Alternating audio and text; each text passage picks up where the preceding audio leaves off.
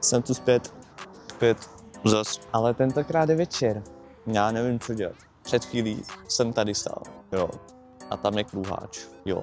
Dva borci BMWčka normálně přijeli a objeli to driftem. Neříkám, že to je správné, ale bylo to cool. Akorát já jsem seděl uvnitř autíčka, takže jsem neměl moc dobrý výhled. Docela i odvážný, jako, protože ti tady projeli asi tak před 5 sekundama. Teď jsem u Lidlu, to není sponzor, že lepší parkoviště jsem právě teď nenašel poblíž. No, dneska jsem chtěl jet na sraz, ale sraz moc daleko, takže jsem se na to vykašlal. No a teď nemám co dělat, takže aspoň vám můžu ukázat autíčko, s kterým já teďka jezdím.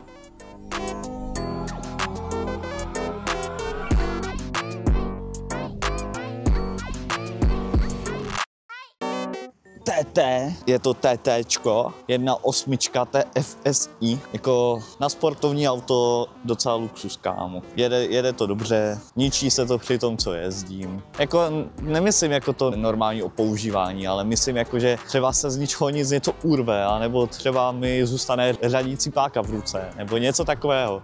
Ale to jsou prostě ty Audiny, že? Takže já se vůbec nedivím.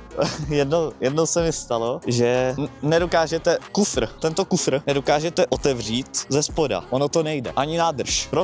Protože vy musíte jít tady a zmáčknout jedno z těchto tlačítek. Toto je na nádrž a toto je na kufr. Až potom to můžete otevřít. A hádejte, co se stane, když vám nejde elektřina v autě. Nebo když vám nejde elektřina do dveří, kde máte ty tlačítka. Poprvé se mi stalo, že jsem vytahoval baterku kvůli tomu, že jsem se snažil nastartovat auto mého kamaráda, protože jeho baterka už se vybila po takové době, co to opravuje, takže jsem mu počul můj a zavřel jsem kufr a jasně, že jsem se zpátky do něj nedostal, že? Takže jsem musel lézt vnitřkem až tady za ty sedačky, abych se dostal k tomu místu, no vlastně, baterku mám v kufru. To je super nápad, dát baterku do kufru, když záleží na otevření kufru baterka. To je vynález, kámo. Ten borec, který dělal toto auto, si řekl prostě, to je geniální nápad. Dát baterku do kufru, aby nešlo otevřít, když tam není. Wow. No a podruhé se mi stalo, že tak jak drancal jsem přijel a najednou odcházet okýnko, že? Okýnko mi přestane dovírat, ne? Jakože já ho dovřu, jo? Ale jako když vypnu motor, tak ono už jakoby, když otevřu dveře, tak ono klesne. Tak to bylo. Ale později jsem si říkal, no big deal, jo? Nechám to prostě tak, nebudu je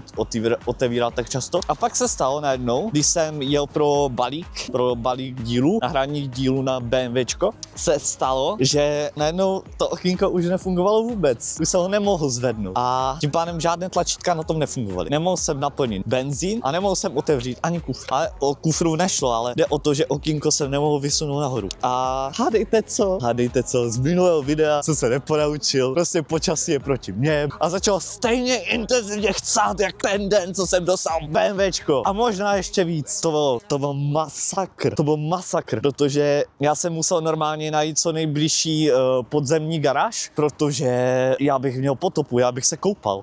Normálně z mého auta by byla výřivka. Já bych měl nohy, prostě pedály, bych měl ve vodě, protože i tak už prostě jsem měl všude mokro. Takže jsem musel počkat třeba, než aspoň se to trošku sklidní. A potom jsem vyjel, že a doufal jsem, že prostě dojedu tak a opravím to co nejdřív, aby se mě tam nikdo nedostal a abych taky nemusel jezdit takhle v dešti, že? Protože já rozhodně už čekal to, že každý den od té doby, co se by to rozbilo, každý den bude déšť. No, takže tak. Ale jinak dobré auto. Jo, jezdí, srandy s tím taky mám.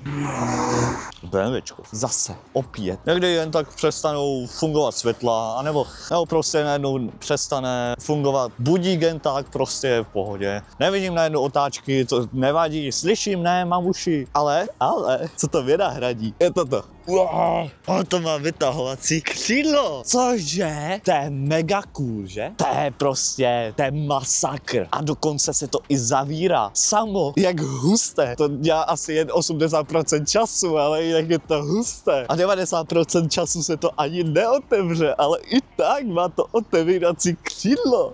Cože? Akorát to křídlo, ono se samo automaticky, pokud nemám náladu to otevírat, tak se to samo automaticky otevře ve 130 a výš a pak to zapadá pod 80 a níž. Ale jde o to, že pokud já to sám otevřu a nadjedu víc než 130 a pak klesnu 80, tak to budu muset znova manuálně otevírat. Takže když jezdím jak magor, tak furt musím mačkat to tlačítko. Ale to jsou bohaté problémy, že? Jo a další zábava. Vidíte klima? No tak to se mi taky rozebírá. Prostě jen tak kus za kusem už tady nemám. No vidíte, neřeším už. No potom uklidím. Ale sedačky to má kožené, nevím jestli je z reálné kůže, ale asi jo, protože to krásně voní, krásně to všechno svítí. Správně, toto auto je pro 4 lidi.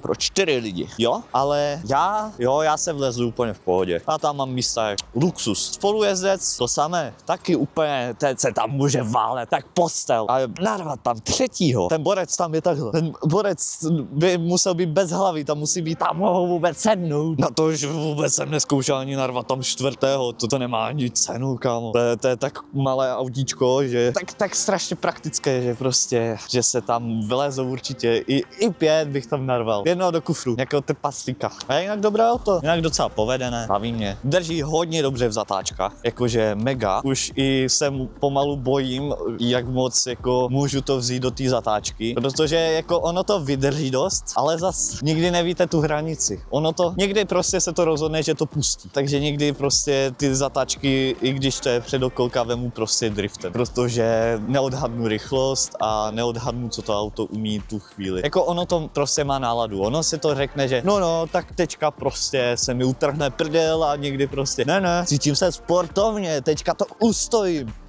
Krásný favorit tam jede.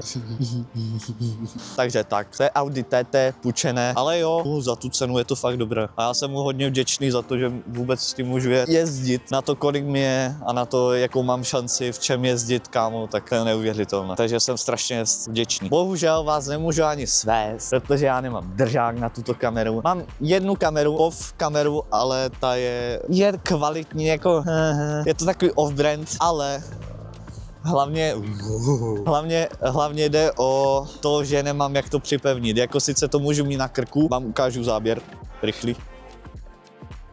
A asi byste neviděli nic a potřebuji nějakou čepičku si dát na hlavu a tam to připnout takhle, abyste viděli přesně, co dělám a všude, když se koukám. Takže musím najít nějaký držák na tuto kameru. A to můžu takhle pěkně dát, abych mohl komentovat při jízdě.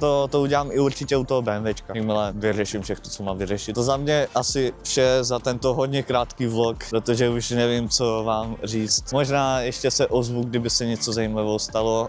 Teďka se mi už vybíjí kamera, takže čau.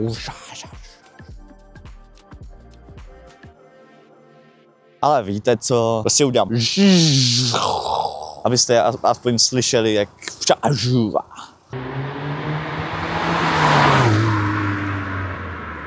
tak čau.